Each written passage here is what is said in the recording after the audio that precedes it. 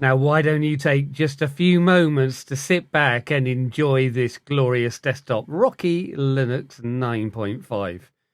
If you're serious about using Linux as an administrator or using Linux as a developer, you're going to want to know Python.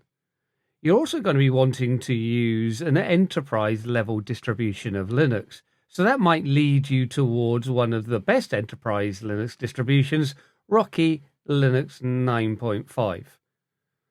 You might want to be looking at installing PyCharm, one of the best IDEs. So we're going to look at adding that through to our system. So having opened up our command prompt, one of the easiest ways to install PyCharm is going to be using snap. So we're going to make sure that we have the extra products for Enterprise Linux installed, the repository. I can go through and authenticate to my installer. This will come down really quickly because, of course, this is just a repo file pointing through to a repository. With this done, I can clear my screen with Control and L, and let's now go through and install snap from this repository. So you can see we're running through and installing snapd. This is a packet management system.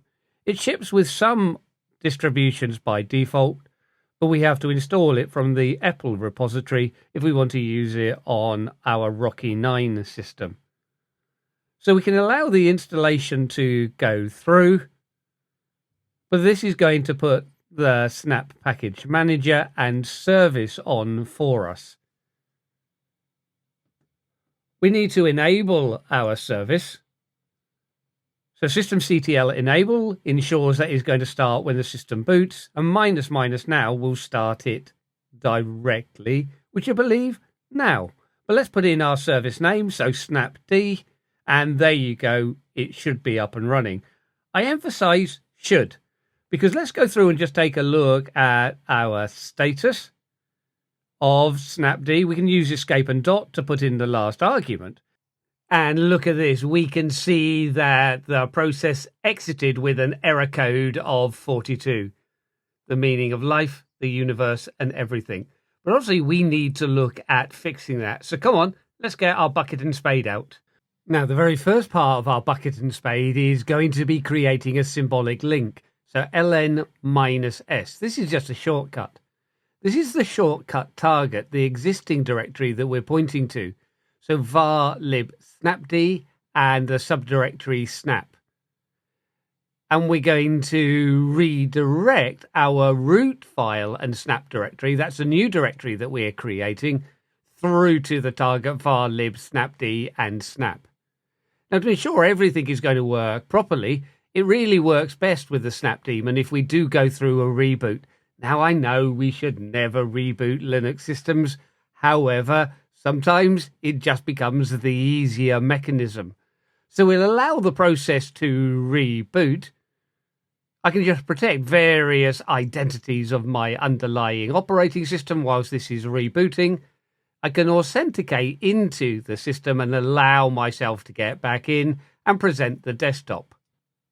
We can authenticate into our system and we're back on our desktop.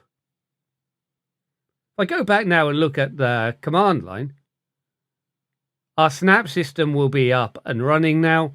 So we can go through and use sudo snap install. And this is where we get to install PyCharm.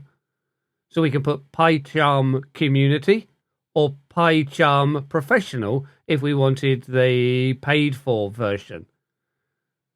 As we go through and allow this, I need to authenticate back into my sudo system. And here we go, installing then PyCharm. PyCharm is from JetBrains. It's a very commonly used IDE or editor for Python, but will also work with other files. The professional version also has a whole heap of templates to help you with your Linux administration, including systemd unit file examples. but we'll allow the Community Edition to run through. You can see we're pretty much through 95, 90, and look at this, 100% before I could even say so. Let me move back to my activities. And then from my activities, I should be able to search my applications. Let's open up PyCharm. May take a little while as it gets started for the first time.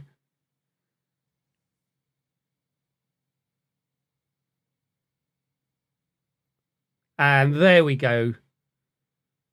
We can accept the user agreement. And we are up and running. I can accept the dialog box here. I'm not overly bothered about this. And we can go through and either create a script or a new project. But let's go in and create a simple project. We can leave the default location. I'm going to go through and create a welcome script so I don't have to create a Python script to execute. And we're going to be using a virtual environment, which is quite normal, and then click create. The virtual environment means we have a clean and fresh Python install for each of our projects, which is really important for our package management. Our welcome script is going to show and just allow a little bit of the indexing to complete, and we're going to be able to then execute our script. And we will see the output in the terminal, and we can see hello PyCharm. So hello PyCharm and hello Rocky Linux 9.5. All that is left to say is thank you for watching. If you've enjoyed this, then you are probably sadder than I first thought. For more of this drivel, please subscribe, like and comment to @TheUrbanPenguin.